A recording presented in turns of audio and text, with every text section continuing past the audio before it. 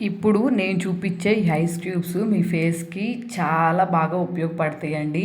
ఇవి దేనితో చేశా అంటే మనం రోజు రెగ్యులర్‌గా బియ్యాన్నయితే కడిగి రైస్ వండుకుంటాం గదా!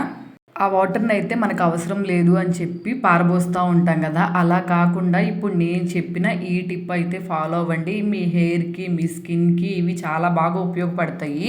నేనైతే 3 కప్స్ బియ్యాన్ని కడిగిన వాటర్ అయితే తీసుకుంటున్నాను. ఒక గ్లాస్‌లో వేసేసుకొని ఇట్లాగా నేను చూపిస్తున్నట్టు ఐస్ క్యూబ్స్ ట్రేలో వేసుకొని ఐస్ లాగా అయితే అవుతాయి గదా నెక్స్ట్ డేకి.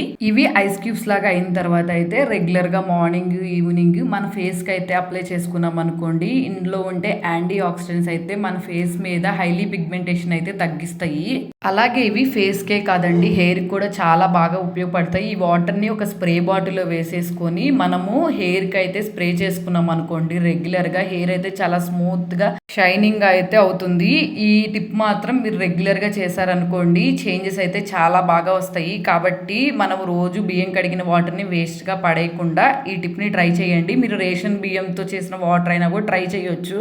కాబట్టి ఒకసారి ట్రై చేయండి. నచ్చితే మాత్రం అలాగే సబ్స్క్రైబ్ చేసుకునే వెళ్ళండి.